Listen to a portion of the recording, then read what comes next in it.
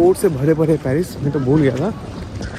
चोर साले सब आ जाते हैं अफ्रीका से चोरी करने, यहाँ पे अरबिक कंट्रीज से, यूरोप से चोरी करने आए थे। इसका नुन्नू है, इसका नुन्नू कट गया है।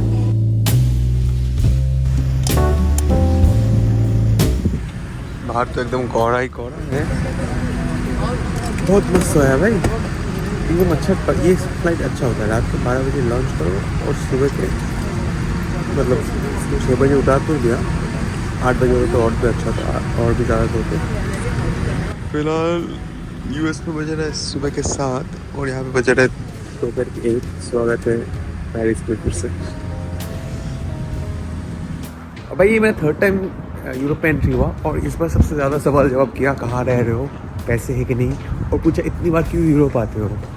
तो मैंने बोला मैं तो बस 3 बार आया हूँ, और मेरे पासपोर्ट पे खोल के दिखा इतने सारे स्टैम्प्स हैं, क्योंकि मैं यूरोप में बहुत बार मतलब नॉन शेंगन से एंट्री एग्जिट किया हूँ बहुत बार। और फिर नई स्टाफ थी, पता नहीं था मेरे बारे में, उसकी वजह से सारा सवाल किया। एनीवे आ गए सीरीजी एयरपोर्ट पे। So my flight from New York to Paris, which was 7 hours long, was only $130 or 11,000 Indian rupees.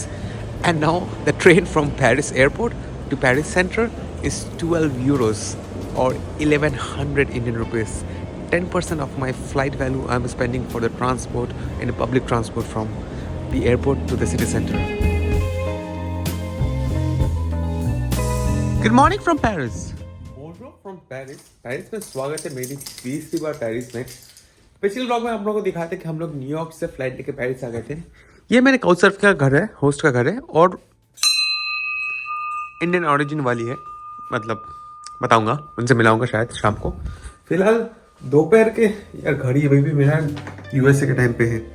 ऐसा ही होता है जब आप फंक्शनल वॉच यूज़ करते हो और आपका टाइम में आपने चेंज नहीं करते हो। एनीवे मेरे को घड़ी ठीक करना है। फिलहाल मैं जूता पहनता हूँ और निकलता हूँ। लोकल टाइम 2 बज चुके हैं। हम लोग जा रहे हैं पेरिस के सेंटर में। क्या देखने दिखा रहे पता नहीं, चलो चले। एक पेरिस का तो ब्लॉग बन ही जाएगा फिर से। तो इस मशीन से आप टिकट ले सकते हो, यहाँ पे अपना कार्ड टैप करके। कैश में निकाल नहीं रहा, यूरोप में कैश की ज़रूरत नहीं पड़ेगी, जितना मेरे को पता है। हाँ, अगर मैं स्पेन पोर्टुगल जा रहा हूँ, सदन सस्ते और गर्म और अच्छे स्पेन यूरोप जा रहा हूँ, उधर कैश की ज़रूरत पड़ेगी। ये टिकट पड़ा 2.15 यूरो का। मैं पहली बार जब यूरोप आया था तब ये टिकट आ रहा था 1.9 यूरो का।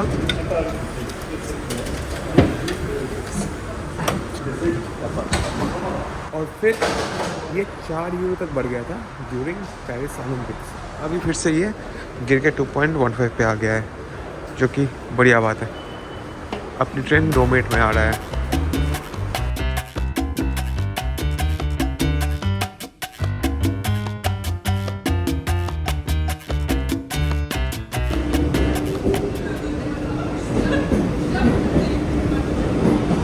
न्यूयॉर्क के साथ साथ पेरिस मेट्रो की हालत ख़राब है, पर न्यूयॉर्क वाला ज़्यादा ख़राब है। पेरिस वाला फिर भी ठीक ठाक है, और दाम देखा जाए तो पेरिस वाला सस्ता है न्यूयॉर्क के मुकाबले। न्यूयॉर्क वाला था $2.9 का, ये 2.1 यूरो का।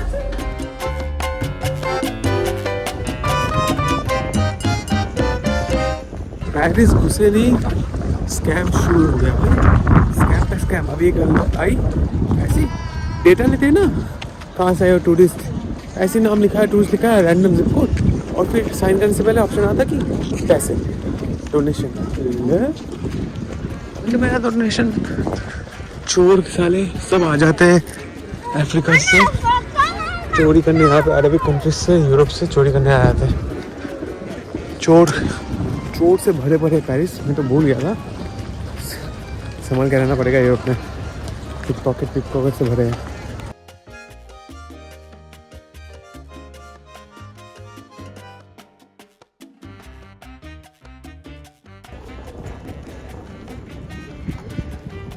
हाँ, 6 साल पहले आया था, फिर से आया हूँ। 6 साल पहले जब आया था प्योर बैकपैकर था, लोग वो घुसने का मतलब ही नहीं बनता था।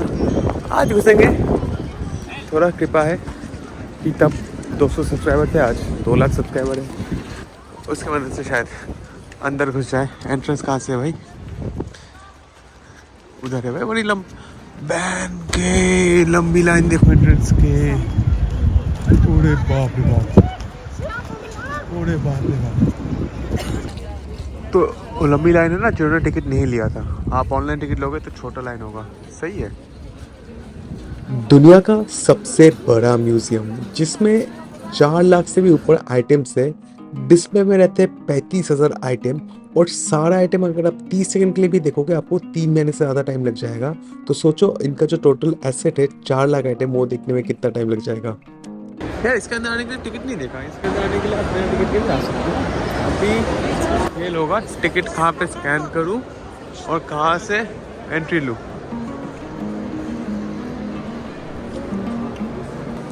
अरे वो कृष्णा है, अरे कृष्णा है, कृष्णा ऐसा लग रहा है यार झूठ बजाते हुए।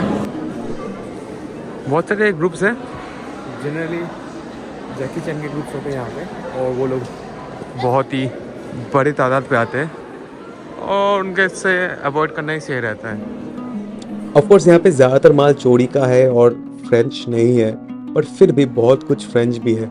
और मेन चीज़ जो देखने सबको आता है, मोनालिसा। उसलिए हर जगह पे साइंस बने हैं, मोनालिसा उधर मोनालिसा उधर, क्योंकि आधे से भी ज़्यादा क्राउड यहाँ पे सिर्फ मोनालिसा देख के निकल जाते हैं। सारी जनता यहाँ पे फोटो ले रही है किस चीज़ की, मेरे को नहीं पता क्या है। सच में मेरे को बहुत अजीब लग रहा है। ये म्यूजियम वगैरह मेरे लिए नहीं है, एकदम नहीं है। पहली बार आता अगर कम उम्र में तो एक बात थी, अभी तो एकदम भी यार बुढ़ा हो चुका हूँ। हालांकि बुढ़ों को ही म्यूजियम ज़्यादा अच्छा लगता है, पर यार दम घुट रहा है। फटाफट मोनालिसा देखो और निकलो यहाँ से। Of course, all the crowd is for this one, Mona Lisa. Ignoring all the big beautiful paintings, let's go to Mona Lisa. इतने बड़े बड़े सुंदर पेंटिंग छोड़ के हम लोग आगे देखने ये लियोनार्डो दी विंची का आर्ट मोनालिसा। दुनिया का सबसे फेमस लड़की या फिर सबसे फेमस फोटो कह सकते हो, पर बहुत ही बेसिक और बोरिंग सा है।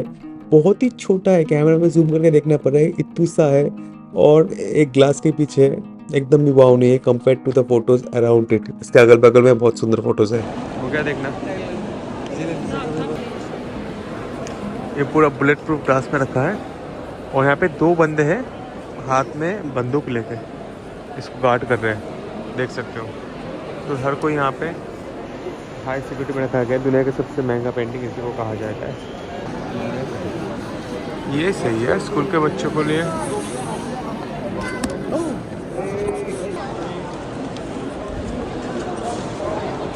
Okay, all the hype of coming to Paris and Louvre museum. एक से बढ़ के एक आर्ट है, एक से बढ़ के एक बड़े बड़े आर्ट है, बट फेमस तो अपना मोना भाई है, मोना बहन। चलो यहाँ से निकलते हैं। सॉरी, सब कोई हेडफोन लगा के ऑडियो गाइड में ज्ञान सुन रहे हैं, कब ये आर्ट बना था, कब क्या हुआ था, कब क्या लहसुन मसून हुआ था। मेरे को तो समझ में नहीं आता यार, आर्ट की समझ सच में नहीं है मेरे को यहाँ से निकलना है। अभी देख लिया मोनालिसा, सेल्फी ले लिया। अभी भी लोग घुसे जा रहे हैं, 4 बज गए, लेकिन पार्टी अभी बाकी है। जिनको आर्ट देखना है या फिर मोनालिसा देखना है, मेरे को तो ये सब कुछ नहीं देखना है। इसका नुन्नू है, इसका नुन्नू कट गया है।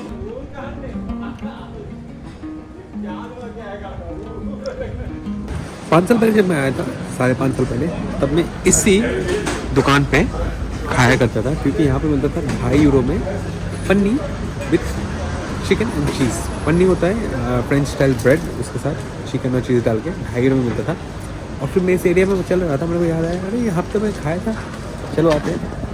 वो 2.5 यूरो वाला बढ़ के हो गया 3.20, ज़्यादा नहीं बना है, पर स्वाद वही है, देसी लोग चलाते हैं। और आई थिंक मेरे ख्याल से नॉर्थर्न के एरिया में या फिर टूरिस्टिक एरिया में फ्रांस में सबसे सस्ता खाना ये लोग ही बेचते हैं, सबसे सस्ता क्रेप ये लोग ही बेचते हैं। तो ज़रूर चेकआउट करना, ढूंढ लेना, नाम तो देख लिया आप लोगों ने। फिलहाल बारिश में क्या है एक्सप्लोर करना, चलो देखते हैं क्या क्या कर सकते हैं। और सामने वो जो देख रहे हो काला काला, वो है नॉर्थर्न कैथेड्रल। पिछली बार आया था, पिछली बार जला हुआ मिला था, देख नहीं पाया। इस बार भी जला हुआ ही है। 2018 में आई थिंक जला था और मैं 19 के जून या जुलाई पे आया था पेरिस। ये एरिया मस्त है, इधर एक वाटरफॉल फाउंटेन है और उसी गली के अंदर से वो देसी पनीर दुकान मिला जहाँ पे मैंने खाना खाया था। अभी यहाँ से हम लोग चलते हुए चले आएंगे। वो सामने वाला जो ब्रिज दिख रहा है उसके सामने है लूव और हम लोग अंदर से सिटी से घूमते घूमते एक आधी और शहर के और दो चक्कर लगा के घर चले आएंगे, क्योंकि देखा हुआ चीज़ बार बार देखने का मन नहीं करता।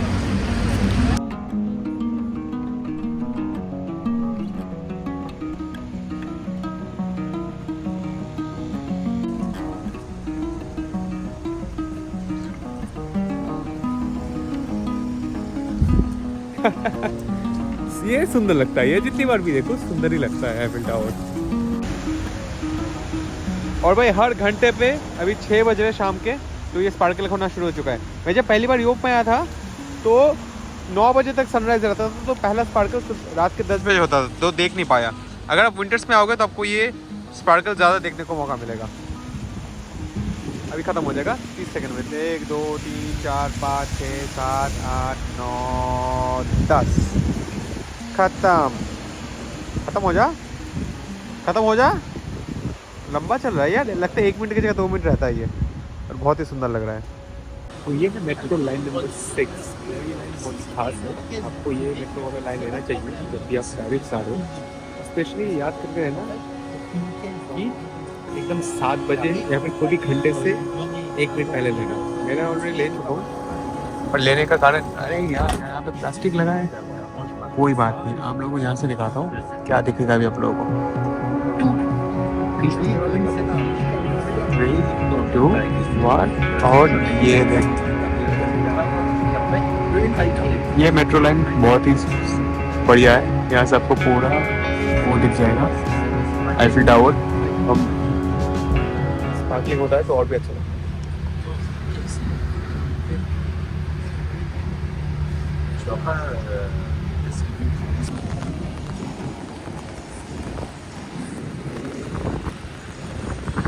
भाई चमक रहा है पूरा।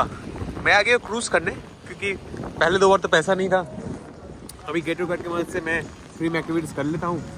आप लोग देखोगे कि नहीं देखो नहीं पता, इंस्टाग्राम में तो कोई लोग देख लेते हैं, उसी वजह से मेरे को फ्री में एक्टिविटी मिल जाता है। देखो कितना सुंदर चमक रहा है अपना।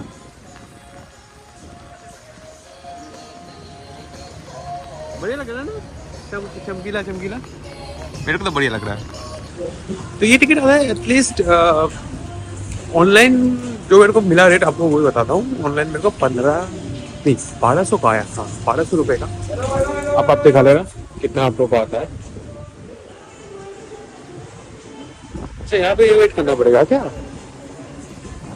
ये कैसे बोट एकदम पंचुअल तो नहीं था, पर मैंने सही टाइम सेलेक्ट किया क्योंकि मेरे को रात में एंजॉय करना था ये सिनिक रूट।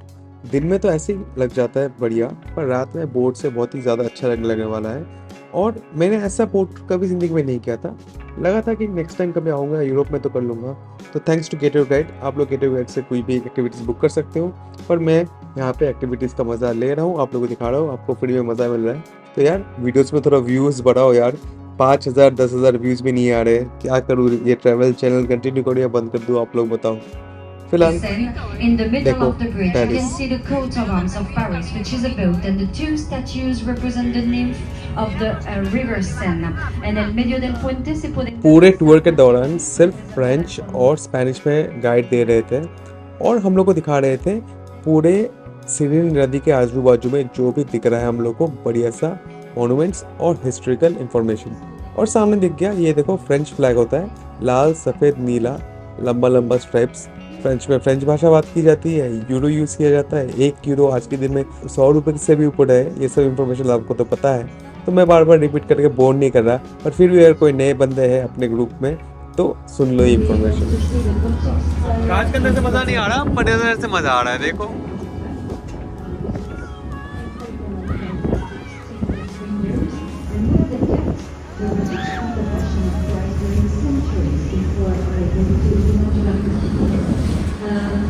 ऊपर से देख रहे थे सारी चीजें, आज नीचे से देख रहे हैं।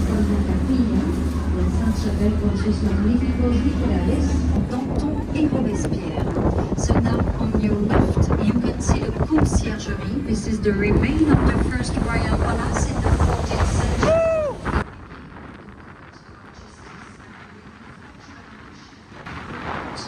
फास्ट चल रहा है क्योंकि स्ट्रीम इस साइड का है ना, तो स्ट्रीम के साथ फास्ट है, बहुत ही बढ़िया, बहुत खूब। भाई पेरिस के बारे में जो इतना ज्ञान पेलना है मेरे को, फिर पेलना था, वो मैं पेरिस के पहले ब्लॉग में डालूंगा, इससे कुछ ज्ञान लेके इसी वीडियो में डाल दूंगा, ज्यादा ज्ञान नहीं पेलूंगा क्योंकि ज्यादा ज्ञान का ये है नहीं। बस इधर से आईफिल टावर दिख रहा है मस्त, मैं पूरा भीग रहा हूँ, ठंड में जाए। और भाई ये एक्सपीरियंस थोड़ी बार करूंगा, तीसरी बार आया हूँ पेरिस, तब जाके एक्सपीरियंस करने का मौका मिलता है। और ठंड को मारो गोली, निकालो मजा। और देखो भाई 7 बज गए हैं, चमक रहा है अपना आईफिल टावर से भी अपनी जिंदगी मस्त दिख रहा है। वाओ, 1899 में बना था, 20 साल के लिए बनाया गया था एक्सपो के लिए, फिर काम पे आ गया, फिर अभी आइकॉनिक बन गया है, 313 मीटर हाइट है।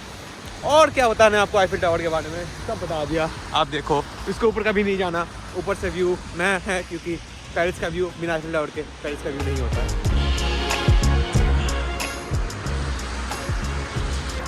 आज पेरिस में तीसरा दिन था और आज मैं यहाँ से जा रहा हूँ सर्दी करने, पेरिस छोड़ के जा रहा हूँ एम्स्टर्डम फिर से। मेरा दोस्त है नरेश, उससे मैं मिला था 2022 में पेरू में, फिर मैं 23 में भी उसके साथ रहा था और फिर से जा रहा हूँ एम्स्टर्डम में उसके घर। और फिर इस साल यूरोप का ट्रिप में जो कंट्रीज़ पे करने वाला हूँ नए वो सब मैं थोड़ी देर बाद में जाऊँगा, अभी थोड़ा रेस्ट लेता हूँ। तो मैं इस साल नए कंट्रीज़ जो करूँगा, मैं जो यूरोप में टोटल 10 कंट्रीज़ बाकी है, उनमें से 7 में करूँगा, जो कि है Malta, Iceland, Greece, Romania, Bulgaria, Moldova और साइप्रस, ये 7 करूँगा। और 3 बाकी रह जाएंगे, बेलारूस, आयरलैंड और यूके, लंदन। तो वो 3 के लिए अलग से वीज़ा चाहिए, तो वो 3 बाद में करूँगा, इस बार 7 करूँगा। पर रहूँगा 3 महीने यूरोप में, ये 7 करने के लिए 3 महीने की तो ज़रूरत नहीं है। तो 1-1.5 महीने यहाँ के शेंगन के पुराने कंट्रीज़ फिर से विज़िट करूँगा और फिर 1.5 महीना ये सब कंट्रीज़ एक्सप्लोर करूँगा और फिर मार्च तक, होली तक घर चला जाऊँगा। यही प्लान है। अभी रात के पौने 10 बज रहे, 11:15 को अपनी बस है, 19 यूरो का बस मिल जाता है। हाँ, सिर्फ 19 यूरो का बस मिल जाता है, बहुत ही सस्ता। जबकि 12 यूरो मैंने दिया था यहाँ से एयरपोर्ट पहुँचने का पेरिस का, 19 यूरो में मेरे को बस मिल रहा है एम्स्टर्डम तक। तो वो बस लेके चलता है। और आगे बस स्टेशन पे, यहाँ से हम लोग को बस स्टेशन जाना पड़ेगा जहाँ पे सारी फ्लिक्स बस और ब्ला ब्ला बस पार्क रहती है। सिर्फ 19 यूरो, यानी कि लगभग अभी तो 8 का 9 का हिसाब है ना, 1700 रुपये में मैं जा रहा हूँ 7 घंटे की बस लेके फ्रॉम पेरिस टू एम्स्टर्डम।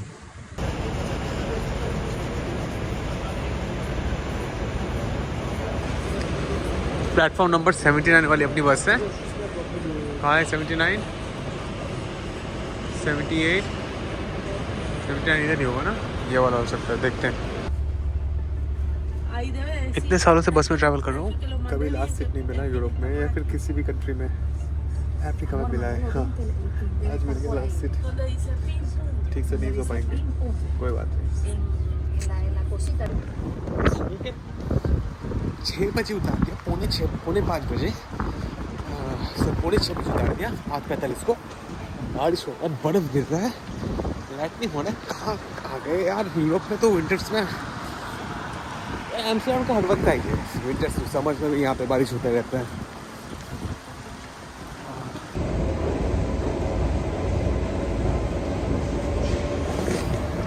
€3.40, यानी कि लगभग 300 रुपये एक टाइम पब्लिक ट्रांसपोर्ट यूज़ करने का, 300 रुपये। अरे मैं 300 रुपये का तो टैक्सी भी नहीं लेता हूँ दूसरे कंट्रीज़ में, ऊबर 300 रुपये बहुत ज़्यादा ऊबर नहीं लेता, यहाँ पे पब्लिक ट्रांसपोर्ट यूज़ करने का 300 रुपये। क्या चल रहा है भाई? जी हाँ, 300 से 350 रुपये सिर्फ एक बार मेट्रो यूज़ करने का इतना चार्ज है एम्स्टर्डम में, बहुत ही महंगा देश है। अगली वीडियो में फिर से देखेंगे Amsterdam. Keep exploring Europe and all over the world with your explorer Raja.